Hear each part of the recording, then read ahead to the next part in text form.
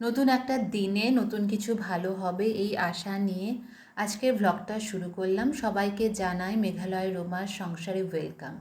হঠাৎ করে একটু ঘুরতে যাওয়ার প্ল্যান হয়ে গেল, ব্যাস ব্যাগের মধ্যে জামা কাপড় ঢুকিয়ে নিয়ে গাড়িতে বসে গেলাম। হাজব্যান্ডকে অফিসিয়াল কাজের জন্য একটু বেরোতে হতো, তাই আমাদের এই অফারটা দিল যে তোমরা অনেক দিন বেরোওনি, আমার সঙ্গে চলো, তোমাদেরও একটুখানি চেঞ্জ হবে মনোটোনাস লাইফ থেকে। ব্যাস এই লোভনীয় অফারটার হাতছাড়া করলাম না, বেরিয়ে পড়লাম ফ্যামিলি ট্রিপে। যে কোনো লম্বা জার্নিতে বা লং ড্রাইভে যখন অনেকটা পথ ট্রাভেল করতে লাগে আর বাড়ির মানুষ গাড়ি চালায়, তখন মাঝে মাঝে ব্রেক নিতে লাগে, নইলে ঘুম পেয়ে যায় বা টায়ার্ডনেস হয়ে যায়। সেরকমই একটা রেস্টুরেন্ট দেখে আমরাও স্টপ করলাম, যে যার মতন পছন্দের মতন হালকা আমরা একটুখানি স্ন্যাক্স নিয়ে নিলাম। মেয়েগুলোরও খিদে পেয়ে গেছিলো আর আমরাও একটু টায়ার্ড হয়ে গেছিলাম প্রায় 2.5 ঘন্টার মতন জার্নি করার পর, কেননা এখনও লম্বা একটা পথ পাড়ি দেওয়া বাকি আছে।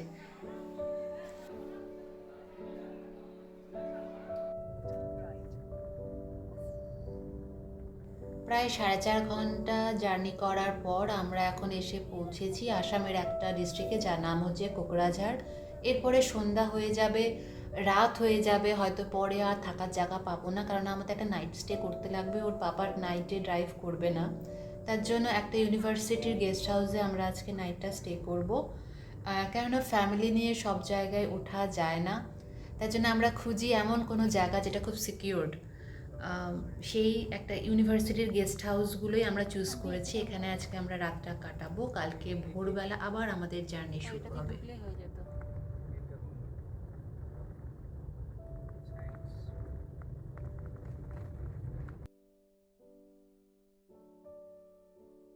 অবশেষে আমরা এসে পৌঁছালাম গেস্ট হাউসে। আজকের আমাদের রাত্রির ঠিকানা এই গেস্ট হাউস। ক্লান্ত শরীরে যখন প্রথম এই গেস্ট হাউসে পা দিলাম, মনে হচ্ছিল যেন নিজের ঘরেই ঢুকলাম।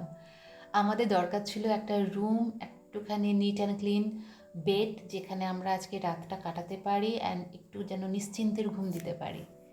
এই সেই রুম, খুবই পরিষ্কার পরিচ্ছন্ন, কেননা যখন ইউনিভার্সিটির গেস্ট হাউস ওরা সেই স্ট্যান্ডার্ডটা অবশ্যই মেনটেন করে।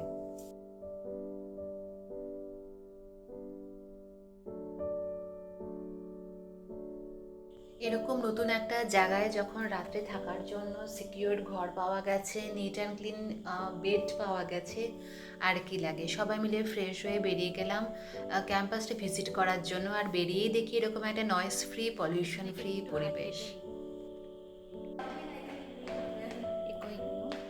হ্যাঁ, আবার ফোনটা নিয়ে যাও, ফোন পাচ্ছি, বুঝছো? এখানে এখানে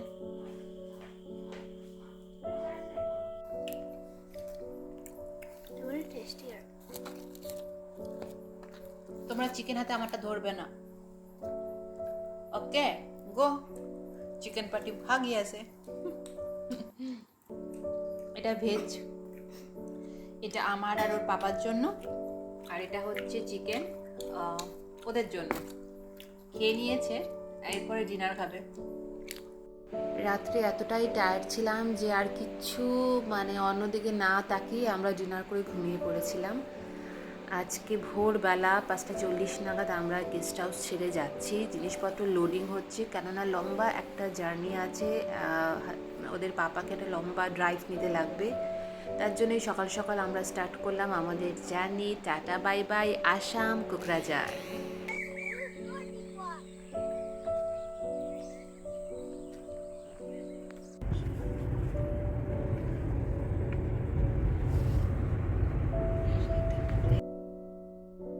আমাদের প্রায় 5 ঘন্টা 45 মিনিটের মতন জার্নি করতে লাগবে বাই কার। ভগবান যেন আমাদের সুন্দর মতন পৌঁছে দেন, সেফলি আমরা যেন পৌঁছে যেতে পারি আমাদের ডেস্টিনেশানে।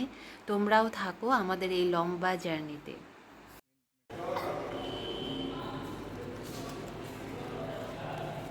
ঝাল না, সো চিলি, খুব।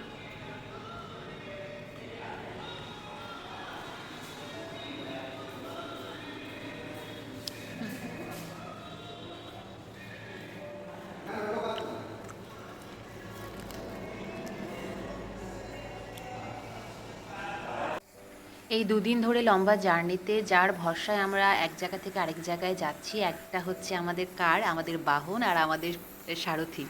তো সারথি তো টেক কেয়ার করছে, খাওয়া দাওয়া ফ্রেশ হচ্ছে, কিন্তু বাহনের পরিচর্যাও খুব দরকার। তার জন্য কার ওয়াশিং সেন্টারে একটা কার ওয়াশ চলছে ধাবার পাশে। ভিডিওটা ভালো লাগলে সাবস্ক্রাইব করো, লাইক করো অ্যান্ড কমেন্ট করো। তোমাদের নেক্সট ব্লগে দেখাবো যে কোথায় আমরা যাচ্ছি, আমাদের ডেস্টিনেশনটা কোথায়, কী কী করলাম সব আমি আস্তে আস্তে শেয়ার করব। নাও our car is ready to run again. কিছুক্ষণের জন্য পরিষ্কার থাকবে, তারপরে আবার নোংরা হবে, কেননা লম্বা পথ না। জার্নি ইজ গোয়িং অন, পথ আর শেষ হচ্ছে না, but we are in West Bengal now. তোমাদের সঙ্গে দেখা হবে নতুন আরেকটা ব্লগে। Till then bye bye and have a great day.